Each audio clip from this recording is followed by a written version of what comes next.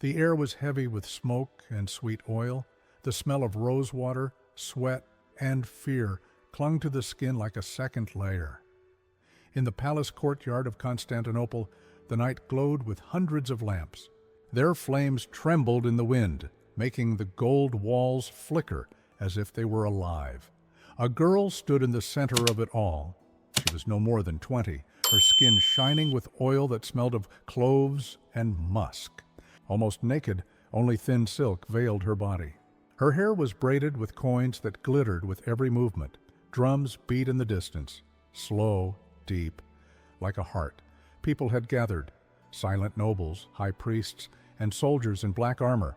Their faces shone under the torches. None spoke. None dared. In front of them, raised on a marble platform, stood a man in fine robes, the high executor, the Sultan's personal messenger of death. His face was hidden by a black silk mask embroidered with gold thread.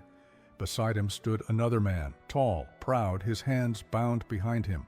He was the condemned. The girl's heart beat so fast she could hear it in her ears. Her body trembled under the heat and the smell of burning spices. The drums stopped. The silence felt like a blade waiting to fall. The high executor raised his hand. "Tonight," he said, in a voice that carried through the courtyard, "you are not woman, you are the eye of justice. What happens here is not sin. It is the most sacred act that keeps the empire alive." The crowd bowed. The girl's knees almost gave way. She had been chosen, not as victim, not as witness, but as symbol. In Ottoman law, every act of punishment was watched by an eye of justice, a pure figure meant to represent the people, the empire, and God himself. She had trained for weeks for this night. They told her she would see something holy.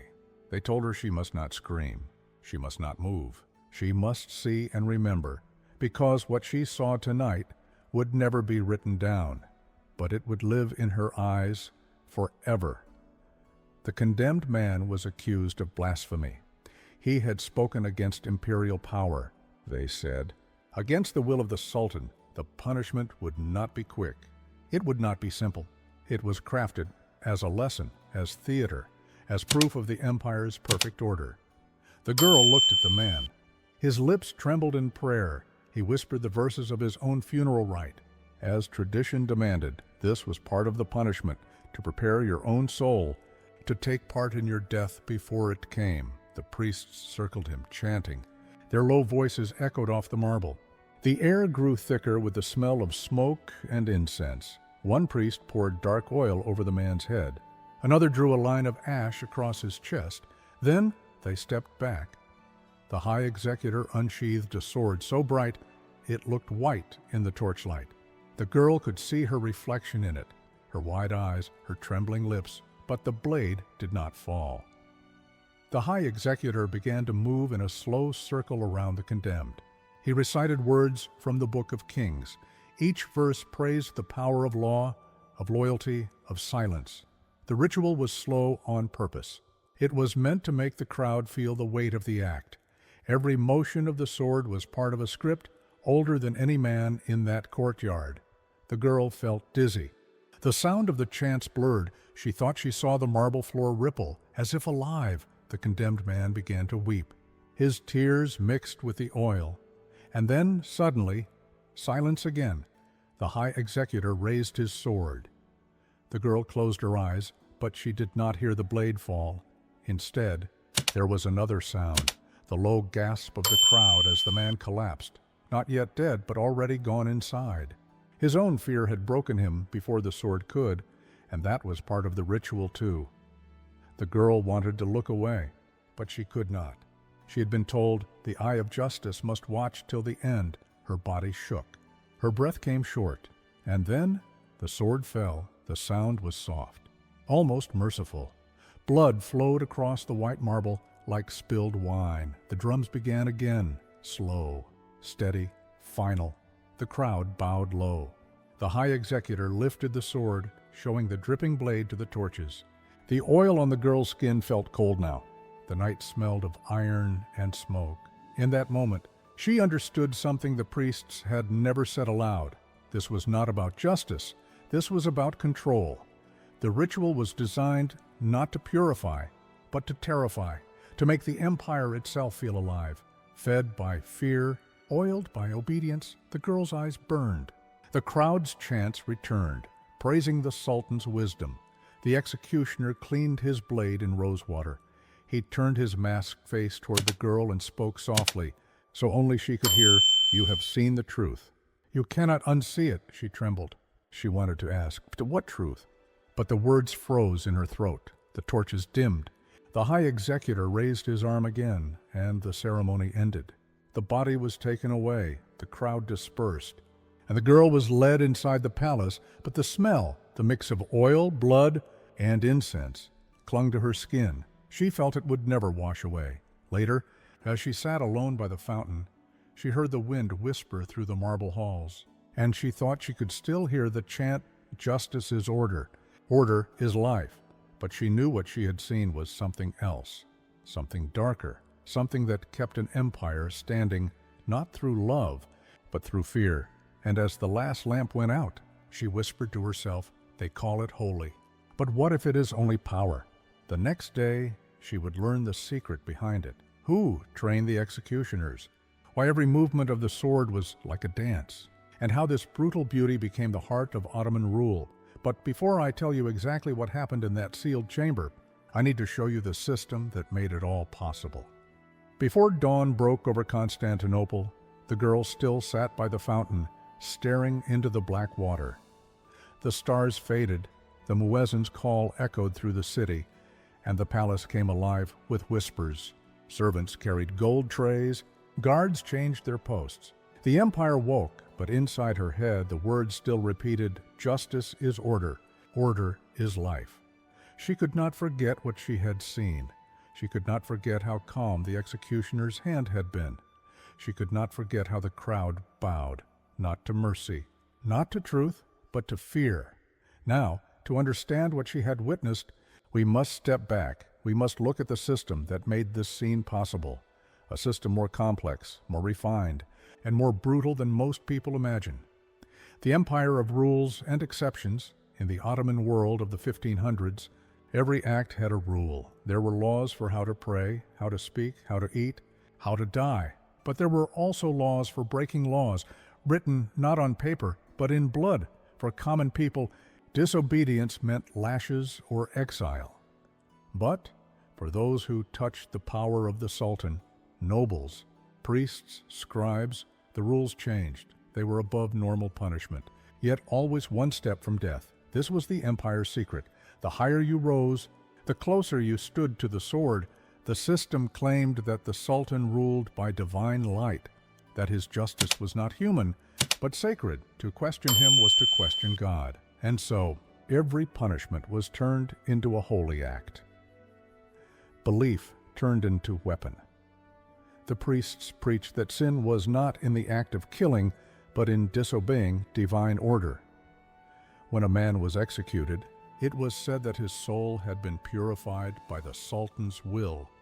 His death was not seen as cruelty, but as mercy, the release of a soul poisoned by rebellion. This idea turned torture into ritual. It allowed men in silk robes to watch a beheading and call it prayer. It made the executioner not a murderer, but a servant of purity. In this world there was no separation between religion and rule. The Sultan was both king and shadow of God.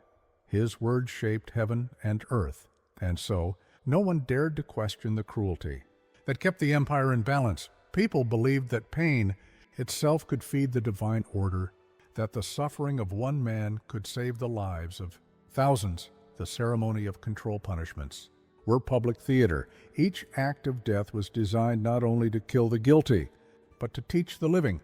Before the sword fell, there were days of preparation. The condemned would be made to wash, dress in white, and walk through the city to the sound of drums. People would throw flowers or spit. Depending on their belief, then came the ritual of the living funeral, the cruelest part. The condemned had to recite his own death prayer, as though he were already dead. He would kiss the ground where his head would fall. He would even bless his executioner. calling him the hand of God. The empire called it purification, but in truth, it was psychological torture, a way to make the victim part of his own punishment. Even the timing of executions was sacred. They took place on festival nights, when music and joy filled the streets, while the people celebrated divine order. The condemned met divine justice. It was the empire's way of saying life and death belong to us. The elite were not free. You might think only the poor suffered. But no. Even the rich and powerful feared the black-robed men who came at night. The system had a rule. No blood of nobles should touch the ground. So when a vizier or prince was sentenced, he was strangled with a silk cord. It was quieter, cleaner, more holy. These secret executions took place behind the golden doors of the palace. Servants would find a velvet bag hanging outside a chamber, a sign that justice had been served the next morning. The man's name would vanish from all records. The message was clear. Power is a gift from the Sultan, and he can take it back in silence. The masters of death, but who carried out these punishments? Not random guards, not angry soldiers. They were a brotherhood, trained, disciplined, loyal only to the Sultan. They were called the Boazgiler, the men of the throat. To the people, they were both feared and admired. They lived apart from the city, in quiet courtyards where they practiced their art. Their weapons were custom-made, curved blades, polished cords, iron hooks. They learned to kill quickly, cleanly, and with ceremony. Every movement of the executioner's hand had meaning. The way he stepped forward, the way he turned the sword, the way he raised it high, all of it followed an ancient script. It was a dance of power. They believed that if they performed the act with perfect grace, the soul of the condemned would rise peacefully. If they faltered, the spirit might return, haunting the empire that failed to kill it cleanly. The executioners became legends. Some were said to kill with one breath, others could sever a head so smoothly that the lips still whispered a prayer. They earned high pay, fine homes, and private gardens, but they were never truly free. Once you became one of them, you could never leave the brotherhood. Alive, their names were secret, their faces hidden, their art, passed from master to apprentice, remained one of the empire's darkest treasures. The people watched and learned. The crowd played its part. 2. Every public punishment was a lesson in loyalty. Children stood on their father's shoulders to see. Women whispered prayers, not for the condemned, but for the Sultan's mercy on the rest of them. The empire understood something modern powers still use. Fear unites better than love. If people fear the ruler more than they fear chaos, they will obey. And if they believe their obedience pleases God, they will even thank their masters for their chains. This was the genius of the Ottoman system, not only in how it conquered lands, but in how it conquered minds. The hidden truth years later, travelers would write about the beauty of Constantinople, the shining domes, the call to prayer, the scent of jasmine and sea air. They called it the jewel of the world, but they did not see what lay beneath. The whispering prisons, the trembling servants, the masked executioners who kept the golden city from cracking apart. Behind every victory was a shadow, behind every law, a sword. The system was not random violence, it was organized obedience. A living machine that fed on fear and called it faith. And that is what our girl began to learn. After that first night, she saw that cruelty had order. She saw that blood had rhythm. She saw that death itself was an art form, and those who mastered it were treated like saints. Subscribe now.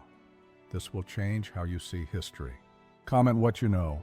Watch till the end for real names and proof. But before we expose those names, we must look at how this dark order chose and trained the people who took part, the ones who were offered as eyes, as hands, as voices of the empire's will. The sun had barely risen over Constantinople when the girl returned to the palace halls. The fountains sparkled, but their water felt colder now. She shivered, though the morning air was warm. She had seen the high executor at work, felt the weight of his calm power, and heard the chants of the priests. But now she would learn the human cost, the cost of becoming part of the empire's hidden machinery. Who was chosen? The empire did not simply take anyone for its secret work. Only those who were clever, obedient, and strong, or who had the right family, could be chosen. Children were often offered by their parents, proud to serve the Sultan. Some were orphans, taken from the streets. Others were young servants, noticed for their grace, intelligence, or bravery. These children and teenagers were told they were special. They were told, "You are the future of the empire. You will see and know things others cannot. You will serve, and you will be honored." The girl remembered the first time she had been called Eye of Justice. It had felt like sunlight, and yet like a shadow at the same time. Training begins. The training was slow, precise, and relentless. They learned discipline first. They had to walk silently through the halls. They learned to carry trays, hold candles, move like whispers. Every gesture had meaning. Every mistake was noted, though rarely punished with violence. They learned rituals next. The priests taught them prayers for the Sultan, blessings for the empire, chants for every occasion. They studied ancient texts, learning the laws of the land, the sacred verses, and the rules for every punishment. They were taught observation. They watched masked executioners practice their calm movements. They saw how every hand, every foot, every step was planned. Even the smallest tremor could ruin the ritual and ruin the empire's image. They learned obedience without question. Their instructors whispered often, "Do not doubt, do not fear, do not forget your place. Your life is a tool, nothing more. Dance, herbs, and trance." Some of the chosen were trained for festivals and rituals. They learned the art of movement, dance steps that were more than art. They were codes of power. They learned how to carry incense, how to pour oils, how to move in a way that could hypnotize a crowd. They learned about herbs and oils. Some herbs were for health, others for calm. Some oils were sacred, others for focus. They were taught that the right mixture could sharpen the mind, calm the body, or bring clarity to the most frightening moments. They practiced trance and silence. Hours passed in quiet meditation. They learned to control their breath, their heartbeat, their fear. By the time the girl had joined, she could feel a storm inside her chest and still stand perfectly still. Her eyes fixed on a single candle flame. The initiation at puberty. Each trainee faced their first initiation, a test of courage, obedience, and understanding. They were led into a private chamber, dimly lit, fragrant with oils and incense. They would stand before a figure of authority, a priest, a senior guard, or the executioner himself. They would repeat chants they had learned, walk the steps they had practiced, and show that they could follow orders perfectly. The ritual was symbolic. It was meant to strip away childish fear and replace it with controlled purpose. Some whispered that a trainee who failed would be dismissed, or worse, disappeared. The girl had watched from the shadows as other trainees went through it. Her heart had pounded like a drum in a festival. She had felt the tension of waiting, the electric fear in the air, and the weight of the eyes on her. Life path in the empire. Those who passed had a life divided into stages. Honor. First, they were respected. They were entrusted with small tasks, learning the inner workings of the palace and the rituals of the empire. Peak. They became fully active, participating in festivals, ceremonies, and even the management of punishments. Their skills were admired, their names remembered. Decline. Age or error would slow them. Their importance faded, though few ever left the palace quietly. Punishment or oblivion, those who failed, who disobeyed, or who lost favor could vanish from history. The empire erased them quietly. The girl understood now. The empire did not just train servants. It shaped minds. It molded fear, obedience, and artistry into tools that maintained power. The price of power. She realized that every trainee, every dancer, every observer, including her, paid a price. They learned to watch without emotion. They learned to obey without question. They learned to participate in a system that demanded both admiration and terror, and yet they also gained something, a strange sense of purpose. They understood power in ways others could not. They could walk into a room and know who controlled it, how, and why. The girl felt that power stirring inside her. She felt it every time she breathed incense, every time she repeated the chants, every time she moved silently through a palace corridor. But she also felt the cost. A shadow followed her everywhere, a reminder of the lives shaped, broken or erased to maintain the empire's perfection. The girl's place now.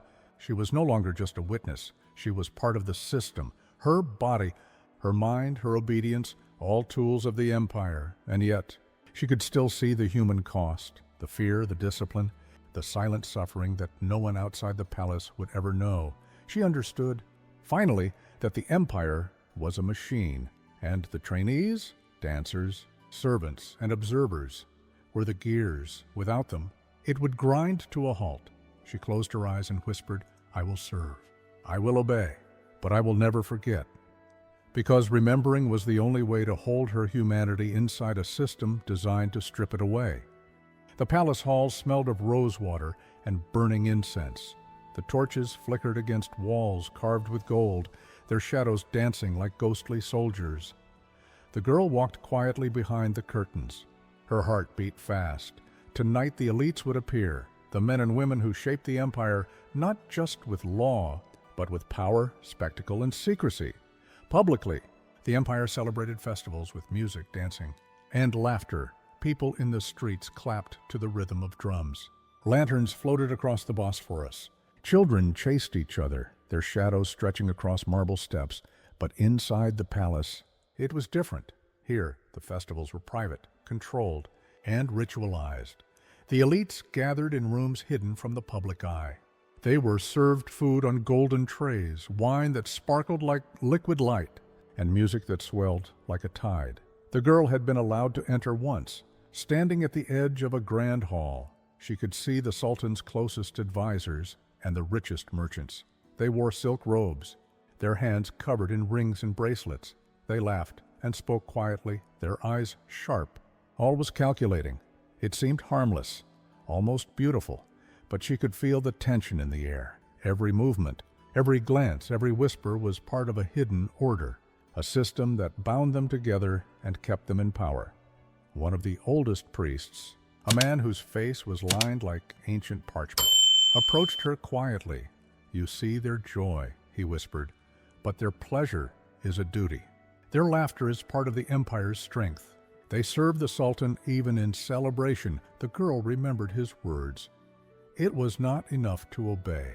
They had to participate in the empire's secrets, to show loyalty with every smile, every step, every raised glass. In these private halls, she learned a new rule. The higher you rise, the more you must hide, yet perform. The Sultan himself did not always appear, but his shadow was everywhere. Princes, viziers, and high priests moved as if he were beside them.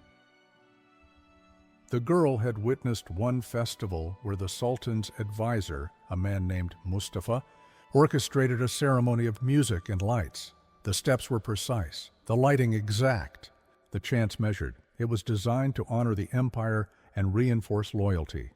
She also learned of another figure, a priest named Kamal, who trained the elite attendants. Kamal taught them not just ritual, but control, how to remain calm when observing punishment, how to conceal fear, how to manage others with a glance. He reminded them, the empire does not forgive weakness. Only service and cunning endure. The girls saw it in their faces. Pride and fear were intertwined. Power could elevate them or destroy them. Not all activities were visible to the public. Some rituals involved secret performances, controlled dances, and symbolic acts meant to demonstrate devotion. The girl had been instructed to observe silently, almost invisible, as one such festival unfolded. The room was large, filled with golden cushions, low tables, and hanging lanterns. Music played softly, not to entertain, but to set a rhythm for obedience. She watched the elites move in careful patterns. Each action rehearsed, the feast was prepared in silence. Every bite, every sip, every gesture was deliberate. Some guests whispered sacred verses. Others repeated chants learned in secret. The girl realized that every private festival was a rehearsal for loyalty, a test of mind and will. When she asked a senior priest why these private festivals were necessary, he said, "It is our duty to maintain the empire. Pleasure, fear, joy, they are all tools. All acts are sacred when they serve the Sultan." The girl felt the weight of his words. Power was not personal. It was religious, political, and eternal. The elites were not merely indulging themselves. Every laugh, every toast, every performance was part of a system designed to maintain obedience. To break the ritual even slightly was considered sacrilege. The girl noticed a strange pattern. Public joy masked private rigor. Public pleasure hid private fear. In the streets, people celebrated with song. In the palace, elites observed and rehearsed with precision, and everywhere. The empire's invisible rule whispered, "Obey or disappear." The girl realized that these festivals, these rituals, were part of the machinery of power itself. They were designed to show that even those at the top were bound, controlled, and watched. No one escaped the system. Not peasants, not princes, not priests. Standing in the corner, the girl saw Mustafa smile at the Sultan's envoy, and Kemal silently measure the room with his eyes. She understood then that the empire ran on discipline, performance, and observation. Those who could perform without error rose. Those who faltered were quietly erased. It was not cruelty for its own sake. It was order disguised as ritual, fear disguised as devotion, and the girl and Maistam, now trained, disciplined, and observant, realized she was part of it too. Her eyes, her silence, her obedience were all tools of the empire. She could not refuse. She could only watch, remember, and survive. The sun had already begun to sink behind Constantinople's domes and minarets, painting the city gold and crimson. From the outside, the streets seemed peaceful. Children played along the Bosphorus. Merchants shouted the prices of spices and silk. Birds circled the towers, but inside the palace, another world stirred, a world of silk, gold, and whispered power, a world the girl had come to know intimately. The palace halls were long and winding, each step echoing softly against marble floors polished to a shine. Lamps hung from the ceilings, dripping with gold filigree. Candles flickered in crystal sconces, sending shadows that seemed to move on their own. The smell of roses, myrrh, and cinnamon clung to the walls. The scent mixed with sweat, perfume, and the faint tang of metal from weapons lining the corridors. She walked slowly, her bare feet brushing cool marble. Each step was a lesson in grace and observation. The high ceilings were painted with stories, sultans on thrones, victories in distant lands, moments of divine favor.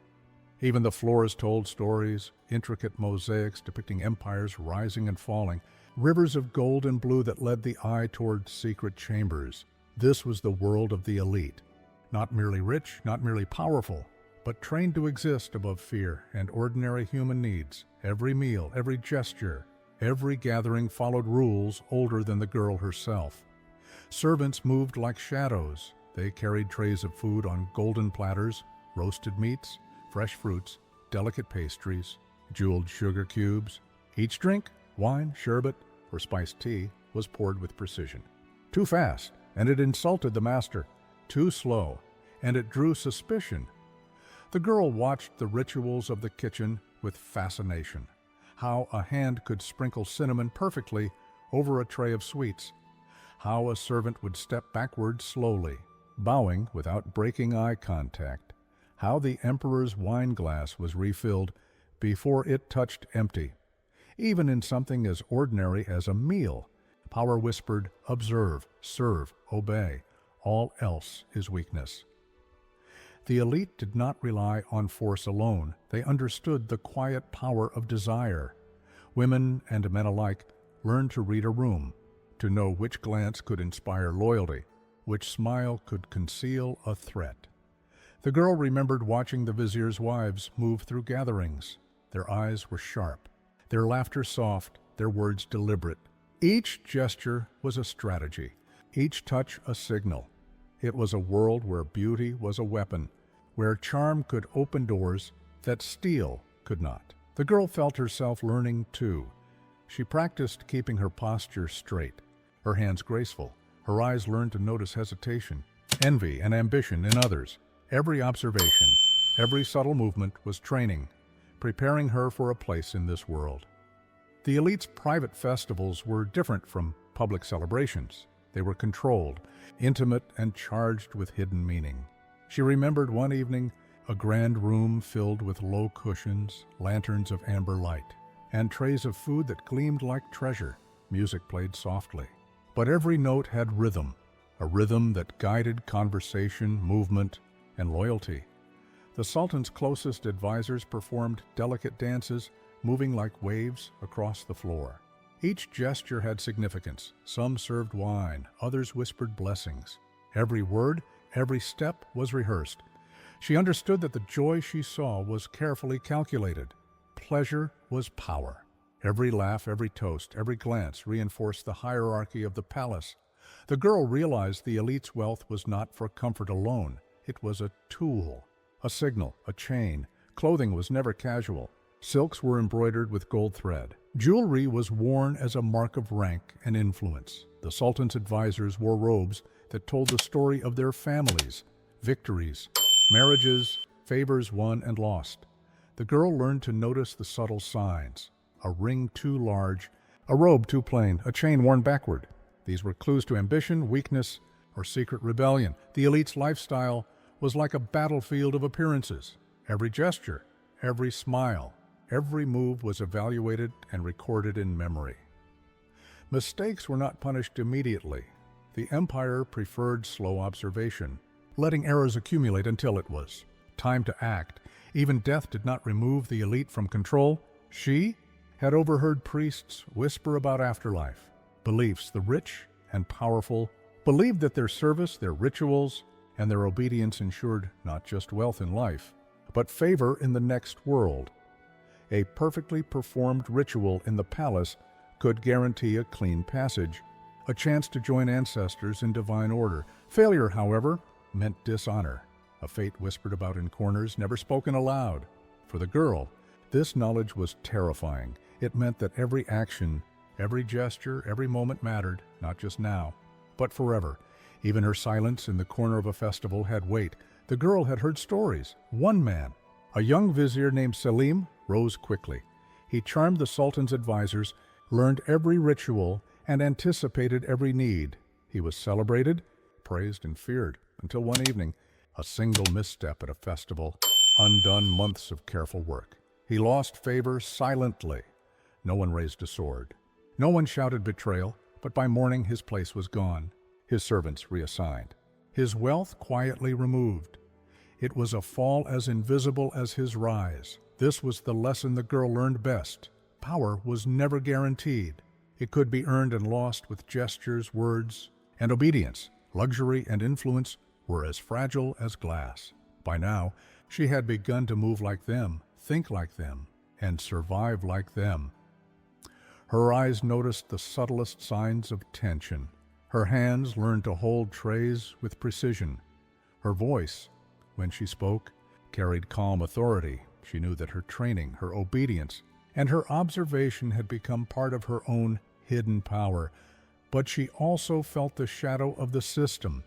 The empire rewarded perfection, but demanded constant vigilance. Even in luxury, there was fear. Even in joy, there was control. And she understood the ultimate truth. To live among the elite, one must serve and watch, obey, and manipulate. All at once, the lamps flickered. The music softened. The girl stood on a balcony. Looking out at the city below, she realized that the empire's heart was not in the streets, not in the markets, but in the careful control of those who served it closest. She had seen the power, she had felt its weight, and she had learned that to survive in that world, one had to be both tool and master, both shadow and light. The palace walls were quiet now, torches flicker weakly against the fading gold, and the night air smelled of sea salt, roses, and burnt oil. The girl walked slowly along the corridors, her bare feet brushing the cold marble. She could feel it, the shadow of corruption that had been growing inside these halls for decades. It was subtle, almost invisible, but it was everywhere. It moved in whispers, in sideways glances, in the silence that followed a smile. The girl had begun to notice them early on, a guard who laughed too loudly at a joke, then stopped abruptly when a vizier passed, a servant who spilled a drink, only to be ignored for weeks, an advisor who praised the Sultan openly, but secretly argued with another in the shadows. Rumors were like smoke here, soft, invisible, but capable of burning everything if caught.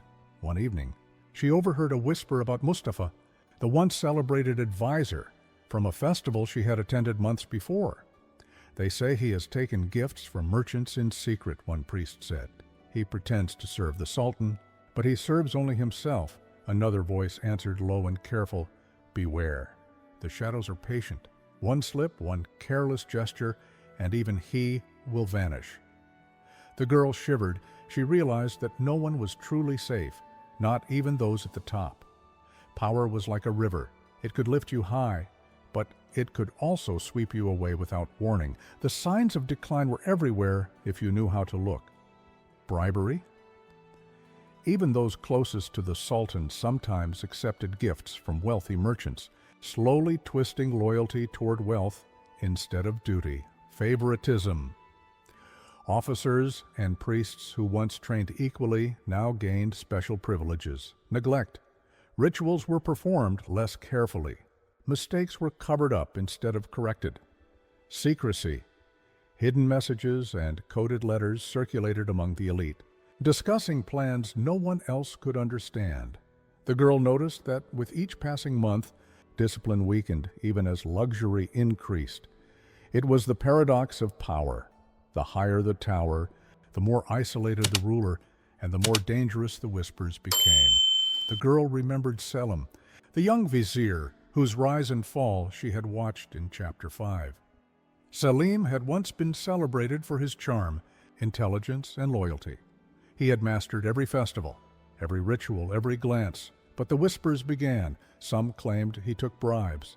Others said he had insulted a priest in private. The empire did not announce his fall. It was quiet, methodical, and absolute. By the next festival, Selim's robes were gone, his servants reassigned, his name erased from records. It was as though he had never existed. The girl felt a chill. This was the true cost of corruption, not punishment in public, but invisibility, erasure from history itself. Outside the palace, the citizens of Constantinople had their own rumors. Some admired the elite.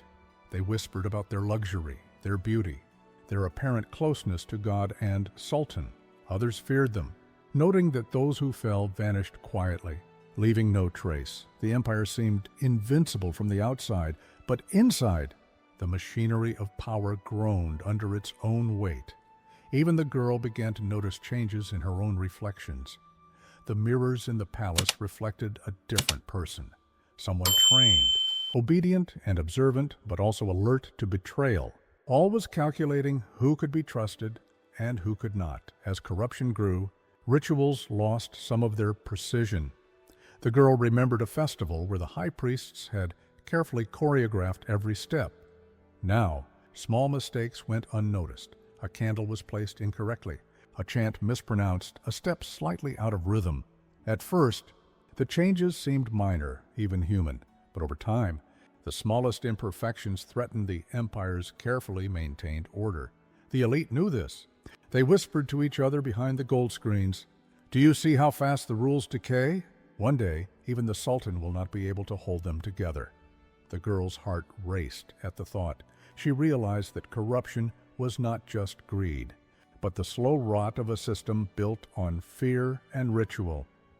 The girl's mind returned to Kamal, the priest who had trained the elite. Kamal had once been untouchable. His eyes measured every gesture. His whispers shaped loyalty and obedience. He was both feared and respected, but even he was not immune. Rumors circulated that Kamal had taken advantage of his influence, that he had accepted gifts from wealthy merchants and neglected his duties to the Sultan. One night, the girl saw him quietly removed from a ceremony. No one announced his fall. He walked into a hidden chamber and vanished from public life. The girl understood. No power lasts forever, even those who taught obedience, even those who controlled rituals and festivals, could be swept away by whispers and mistakes. By now, she knew the truth, the empire's beauty, its ceremonies, its luxury. All were masks. Beneath them lay fear, control, and slow decay. She saw how corruption could spread like smoke through marble halls. She saw how whispers could undo years of loyalty. She saw how the powerful were never safe, how obedience was always tested, and how the cost of error was complete erasure. She shivered and touched her reflection. In a polished brass tray, the girl who had entered the palace, wide-eyed and trembling, was gone. Her place stood someone who could watch, calculate, and survive. But survival came with a price: constant vigilance, constant observation, constant fear. Over time, outsiders wrote stories of the Ottoman court, tales of glory, wealth, and splendor. They did not see the decay inside. They did not hear the whispers, see the vanished, or notice the mistakes covered up by silence. The girl understood that history is written by the survivors, by those who could adapt, obey and manipulate without failing, and those who could not were erased, forgotten, or whispered about only in rumor. She walked to the balcony and looked down at Constantinople, its lights glittering like jewels on the water. She felt the weight of centuries of power, decay, and corruption pressing down on her.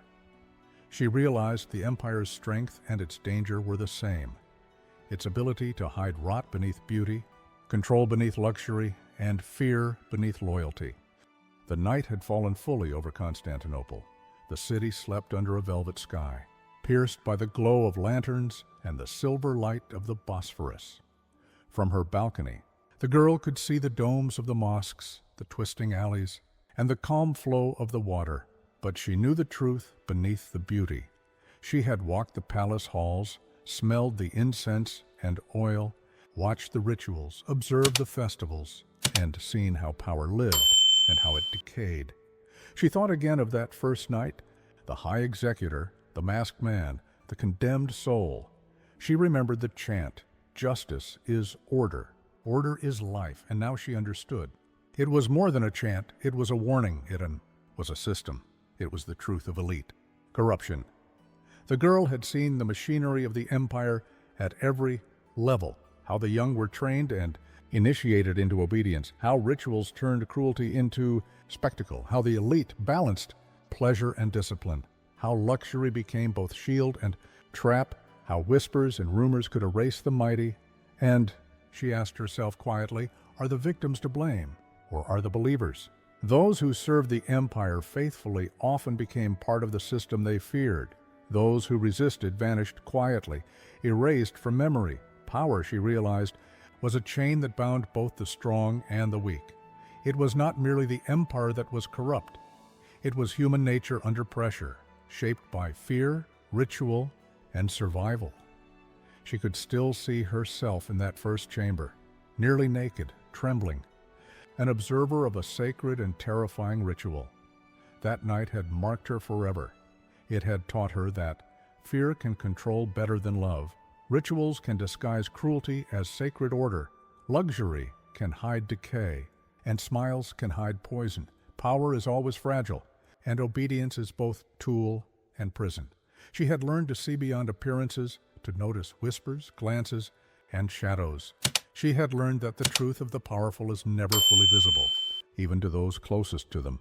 Looking down at the city, she realized something profound. This is how elite corruption works.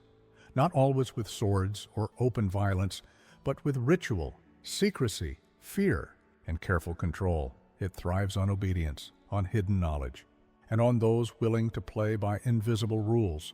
It spreads quietly, like smoke through golden halls, and it does not need brutality to survive.